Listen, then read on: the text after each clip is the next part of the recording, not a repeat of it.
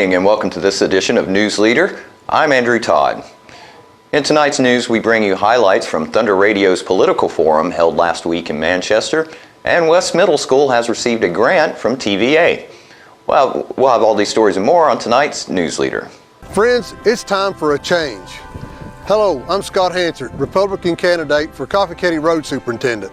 Our highway department is one of the largest departments in Coffee County government, with 640 miles of roads and bridges and budget of $3 million. It's time we start applying for grants. It's time we start using modern road building and maintaining techniques. Friends, it's time for a change. Vote Scott Hansard, Republican candidate for Coffee County Road Superintendent.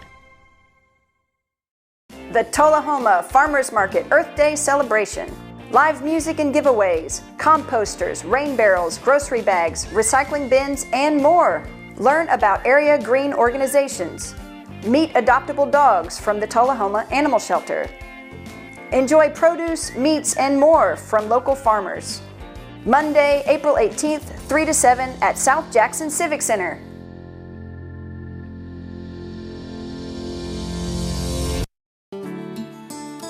I am tremendously blessed to be living at Parkview and very happy to be part of a loving and caring community. Best thing you can say is this really a great place to live. That's all there is to it, no doubt about that. It's your home. You just do what you would if you were at your private home. You know, we love it. It's great. It's just like having a whole neighborhood around you, and it's fun. It's just a great place to live. Welcome back. We continue tonight with coverage of last week's political forum organized by WMSR Thunder Radio. In this segment, we hear from Coffee County Circuit Judge Part 2 candidates Eric Birch and Bobby Carter addressing the question of why the Coffee County judicial system moves so slowly and what they will do to change that. Tom in Manchester says that he feels like the judicial system in Coffee County moves slower than surrounding counties. He wants to know what, if anything, that you can do as a judge to move the process quicker. The judicial system in this county is a two-judge, one-county district. There is no reason for the cases to move slower in this county than other counties, but it does tend to move slower. Mr. Birch has a plan that he has contrived with the sitting judge, Mr. Lockhart, that he's published in the newspapers, and he wants to reduce the criminal judge docket from 2 judges to 1 judge. Now I want you to ask yourself, is that going to make it slower or is that going to make it faster? Well, I suggest to you that it's going to make it slower. My answer to this would be that you have to have 3 people that want to move a case forward. You have to have the judge, you have to have the district attorney or the prosecutor, and you have to have the defense lawyer. In a private case, you have to have both the plaintiff's lawyer and the defendant's lawyer and the judge. My suggestion is to have more aggressive docketing calls. And by the way, I want to commend Judge Lockhart because he's doing that right now. That's my solution. But we need 2 criminal court judges. There's no doubt about that. This system of 1 criminal court judge and 1 civil court judge is simply unworkable. You can't get a trial right now for a year for a person that's arraigned today. Think of and that's with 2 judges. That's with Judge Jackson, who's going to retire, and that's with the current sitting judge. Think of what it's going to be like with 1. I suggest that it needs to stay the way it is. The docketing call needs to be more aggressive. By the way, we have about 360 people that we're feeding and housing out here in the county jail that are waiting on their trials. We need to get those people taken care of so the state of Tennessee can take care of them, or they can go on probation or whatever their case needs to be. But that's my solution. The solution that's been proposed by my opponent, not going to work. Thank y'all. Mr. Birch, would you like me to repeat that question, please? No, sir. Okay. First of all, it was not 15 years. That's just another example of inaccuracies. It's all public record. You can look at the dates. It's there. I do have a plan. I'm the only one that has a plan. It's a misrepresentation of my plan. And Mr. Carter knows it, that I won't handle criminal cases. I'm going to have to handle criminal cases. What I propose is that the more minor offenses are handled by Judge Lockhart, and the Class A and Class B felonies, for instance, are handled by half by me and half by him. Okay? That's what the plan is. And I'm open to discussion. I've talked to Craig Northcott. I've talked to the public defender's office. I've talked to the clerk's office. I've actually talked to these people, and I have a plan. Okay?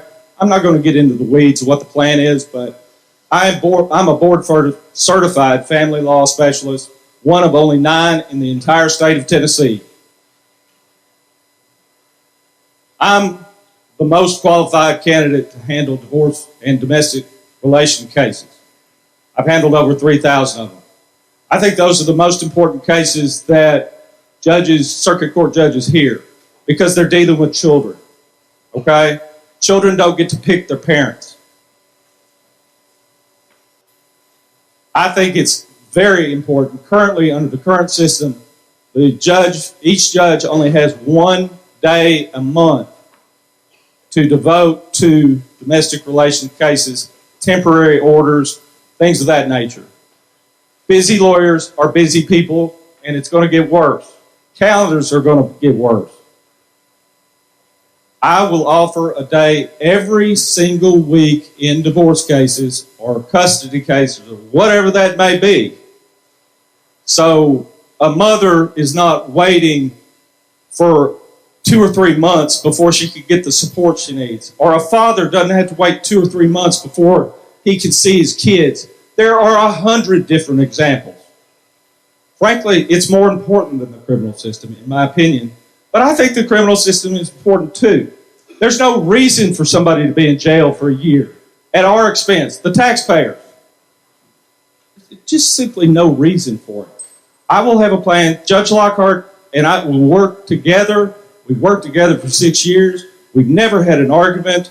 We will talk about cases. We're going to be right over in the same office. I can walk across the hall. Ding. We'll be right back after these messages. MacArthur Manor Assisted Living is passionate about creating better experiences for our Manchester seniors. Our residents describe us in a few words. Welcoming. When you walk through the doors at MacArthur Manor, we'll treat you like family. Caring. Through high standards of personalized care, we help residents live life to its fullest. Engaging. With a wide range of life-enriching activities, there is something for everyone at MacArthur Manor. With our residents and staff now vaccinated, call us today to schedule your safe and personalized tour. Hi, my name's Bobby Carter, and I'm asking for your vote in the Circuit Court Judgeship of Coffee County, 2nd Division. I grew up in Tullahoma. I attended the Citadel and the University of Tennessee Law School. After that, I served my country as an officer in the United States Navy JAG Corps. Since then, I've been a trial lawyer in Coffee County for the last 25 years. I feel that I have the legal and life experiences to protect the citizens of this county over the next 8-year term. I would appreciate your vote in the May 3rd Republican primary. Thank y'all. He's a little bit of you, he's a little bit of me. The trash along the roadside of Tennessee. He's the garbage that we find. He's the dream we left behind. Lord, there ain't no lower class than Tennessee trash. A throwaway bottle or a pop-top can may not seem much to a traveling man, but a little bit of litter goes a long, long way. I grow and get bigger every day. Tennessee trash messing up the highways. Tennessee trash jogging up the byways. Lord, there ain't no lower class than Tennessee trash. Lord, there ain't no lower class than Tennessee trash. We have met the enemy, and he is us. Welcome back. Also running in the Republican primary are candidates Gerald Ewell and Garth Seagroves, who are running for General Sessions Judge Division 2. Here we have a question about an inmate at the Coffee County Jail who has been in pretrial custody for 7 years. Although it may be a hard question to answer without knowing the facts of the entire case, one inmate in the Coffee County Jail is nearing 7 years incarcerated for a pretrial misdemeanor. With the premise that all are innocent until proven guilty, do you believe the justice system in our county can move faster? Is that current right now? Is that an actual fact? Okay. 7 years on did you say it was a pretrial misdemeanor? He definitely has a situation to file a motion for a speedy trial, I would suspect. Not knowing all the facts, I have no idea of how many attorneys he's had, whether he's fired attorneys. That happens often with inmates. Some inmates have to have mental health evaluations, and you have to go through all these processes. Now, 7 years is an extremely long time. In that situation, as a judge, I think that's where you would have to get the attorney who's representing him, the district attorney, together in chambers, sit down and figure out what's taking so long and get it on the docket and come up with a decision to rectify the situation. Now, if that is a misdemeanor that is still taking place in General Sessions Court, that would be an utter travesty. If it's a situation where one was bound over to circuit court, that would be out of my purview. And I don't know whether or not he's in circuit court or not at this point in time. Things do run a little bit slower in circuit court. That's been discussed previously. But I do not foresee that that would be an issue in General Sessions Court. That makes no sense whatsoever. But those are some of the underlying reasons that could take it that long. But there are ways to correct it, and that's by having a meeting of the minds and getting people together. And with my relationships with the district attorney's office, who I work with on a day-to-day basis, with the public defender's office, who I work with on a day-to-day basis, and also with the sheriff's department, and also with the people in the clerk's office, I feel I possess the skills to communicate, to get people together, to make sure that these type of things do not happen when they're brought to my attention. Thank you. Would you like me to repeat that, or you got? I think I remember. Okay. I think I remember the question. I would dismiss it forthright. If he's in jail on a misdemeanor, all he can get is 1129. He served 7 times that. If it's some sort of ego boost between somebody not to plea, you can just dismiss it because he has served all the sentence he could get on a misdemeanor 7 times over. I can't imagine that situation existing and not subjecting the county to substantial civil liability to not provide him a trial. So I would just dismiss it, and if the DA thinks it's wrong, they can appeal it. And more News Leader is coming up in just a moment. It's not invoice. It's not MSRP. It's not Christmas Day, although it may feel like it. It's the lowest prices in Middle Tennessee, period. It's a Stan McNabb Chrysler Dodge Jeep Ram or Stan McNabb Chevrolet Buick GMC Cadillac before these prices are gone forever. My husband was diagnosed with a spinal infection. He lost his ability to swallow and the movement of his legs. I couldn't turn over in bed, I couldn't walk, I couldn't eat. They were just wonderful in the treatment and care they gave my husband. I regained my mobility where I was able to go home. It is miraculous. Let us champion your recovery. Life Care Center of Tullahoma. To be honest, I was skeptical about getting the COVID-19 vaccine. I checked what the CDC says and spoke with my doctor about the potential side effects. It definitely made me much less anxious. She told me if I have some arm pain or feel tired, that's completely normal as my body builds a defense to the virus. I was willing to take the vaccine to protect me, my family, and my friends. Join the millions of Tennesseans who have decided to give COVID-19 vaccines a shot. Visit covid19.tn.gov to find an appointment today. Welcome back.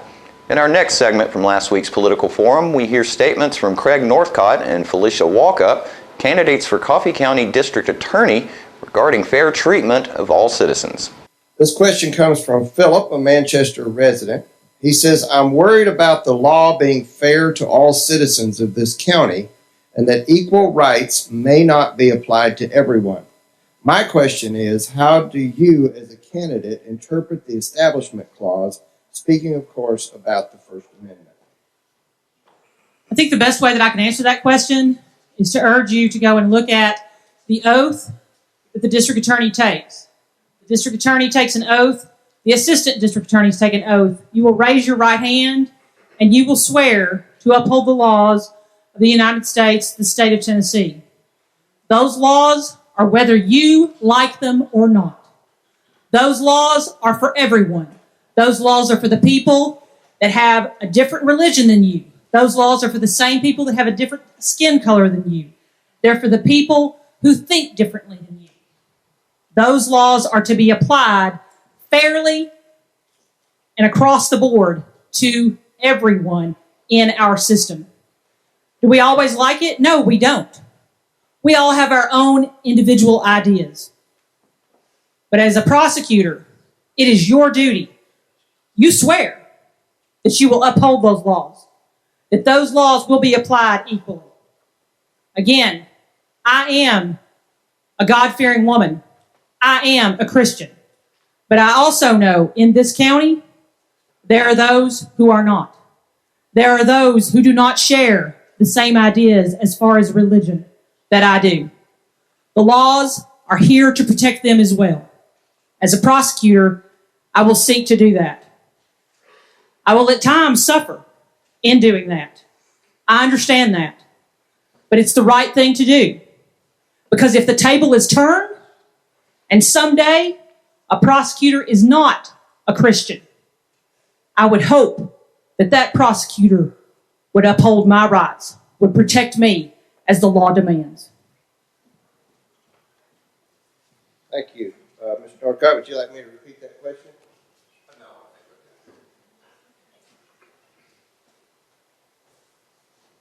The law is to be applied fairly, regardless of whatever status, whether it be race, gender, socioeconomic, sexual orientation. It does not matter. I think my track record will show you that I have, in fact, done that, and I demand that of my staff. There are certain things that you can do as a district attorney to make sure that that happens in every case. One of the things I realized I was doing without even thinking about it was I don't ask for anything but the facts. When a police officer calls me and says, we have this situation, run the facts by me. It's a high-profile case. I began realizing that when the media was calling, I didn't know the name of the person because I didn't ask. That's not relevant in determining what to do. Certainly didn't know the gender, didn't know race, didn't know religion. I just want to know the facts. Little things like that help you make sure that you're applying the law fairly. I also was investigated for 2 years under false allegations that because I'm a Christian, I can't be fair to others. 2 years, they looked at every case my office handled. You know what they found at the end of those 2 years? 0 instances where we mistreated anyone based upon any factor that is irrelevant in determining what justice should be. Because of that, the case against me was thrown out for no legal or factual support. I have a proven track record of treating everyone fairly.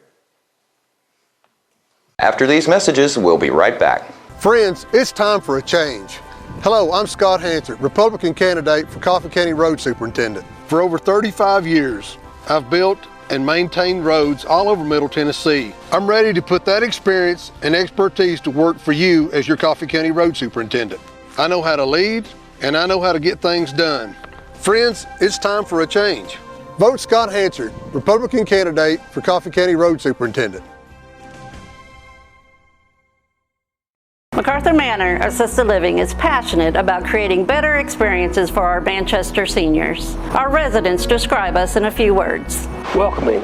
When you walk through the doors at MacArthur Manor, we'll treat you like family. Caring. Through high standards of personalized care, we help residents live life to its fullest. Engaging. With a wide range of life-enriching activities, there is something for everyone at MacArthur Manor. With our residents and staff now vaccinated, call us today to schedule your safe and personalized tour. The Bookshelf in Tullahoma is the fundraising arm of the Coffee County Literacy Council. Since 1988, the Literacy Council's goal and purpose has been to support and promote adult basic education in Coffee County. We enable individuals to complete their high school equivalency exam, which helps them get better jobs or continue into higher education. The Bookshelf at 114 Southwest Atlantic Street in Tullahoma is where we sell used books which are donated to us by the community. Come see us, bring your books to donate, and join us as you find every genre of books that you can imagine. Welcome back. Continuing our coverage of Thunder Radio's political forum, We now hear from Benton Bartlett and Scott Hansert about how to maintain over 700 miles of roads with a yearly budget of $3 million.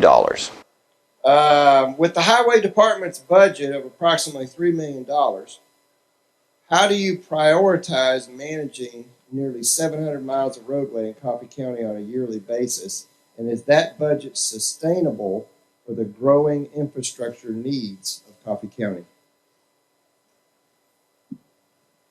Well, first of all, we have got to take care of our roads by taking care of our ditches and making sure that our roads draining. If our roads is not draining, guys, we can't have a road. That's what causes our roads to have potholes. Potholes are caused because of water. Mr. Bartlett referred to a while ago is our employees employment being over $1 million. Our operators last year in the budget for the 2022 is $700,056, $300,000 away from $1 million. I plan on trying to bring the grants and stuff to help us with making our roads better. Plan on trying to asphalt roads instead of tar and chipping them. Our tar and chipping, we are mostly one of the only counties around us that even tar and chips anymore. There's different ways of asphalting that takes care, and it's a whole lot better of a road, and it drains a lot better, and it's a lot more feasible to have asphalt roads instead of tar and chip, because ultimately the tar and chip roads, they tear up quicker. It costs a little bit more to asphalt them, but they last longer. The average asphalt road lasts between 10 to 15 years, and you don't have that with tar and chips. The budget is $3 million. That's a fact. In the summer, you have 6 tractors mowing ditches all year long. All season long, all grass growing seasons. Probably starts around April. But the paving crew, he's talking about tar and chip, is a third the cost of asphalt. You can either leave a road that mainly needs sealed, chip seal. The TDOT actually does that before they put a layer over some of their roads because it does such a good job sealing roads. And it's much cheaper. You can either get more roads done, at least sealed off to keep potholes out, or you can spend the extra money on hot mix. Hot mix does a better job, and it does last longer. It should last 20 years. Tar and chip roads, we have some that's lasted 10 or 15 years.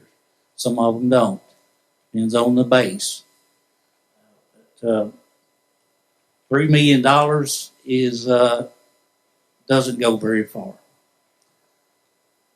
And there's, the best I can figure, we need at least another $1 million a year to sustain our roads and to actually get ahead.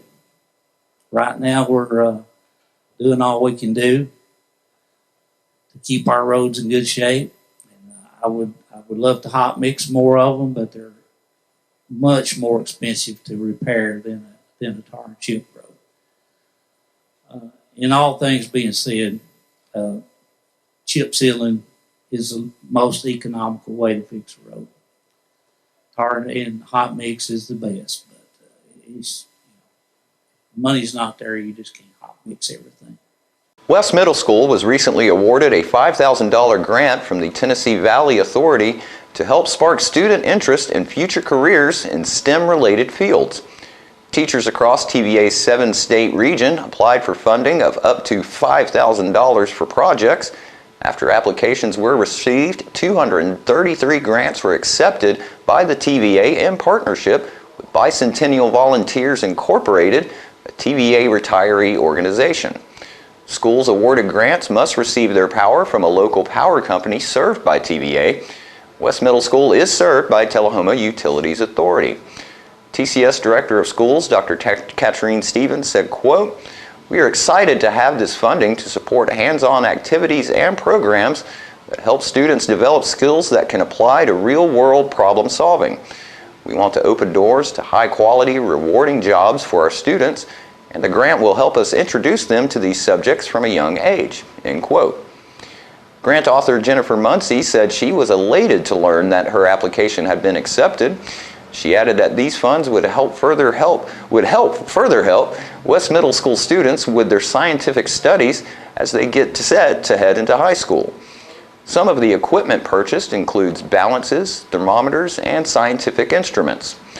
West Middle School Principal Cindy Herrera expressed her thankfulness that the TVA and BVI had accepted Muncie's grant proposal. She added that this grant would help strengthen the West Middle School STEM programs. And stay with us, we'll have your weather forecast right after these messages. Hi, my name's Bobby Carter, and I'm asking for your vote in the Circuit Court Judgeship of Coffee County, 2nd Division. I grew up in Tullahoma. I attended the Citadel and the University of Tennessee Law School. After that, I served my country as an officer in the United States Navy JAG Corps. Since then, I've been a trial lawyer in Coffee County for the last 25 years. I feel that I have the legal and life experiences to protect the citizens of this county over the next 8-year term. I would appreciate your vote in the May 3rd Republican primary. Thank y'all. I got a tour and I saw all the things and I was so excited about them. Then she took me to the movie theater and it had red chairs. This is a done deal and I like it. We have so many activities here that you just can't keep up with them all. We have exercise, we have coloring, we have crafts. It's charming, it's attractive, it's very comfortable. It was one of the best decisions of my life. Welcome back. We'll take a look at your weather forecast at this time, starting with your weather history on this date. Our record high was in 2017 at 84 degrees. The record low was in 1907 at 24 degrees.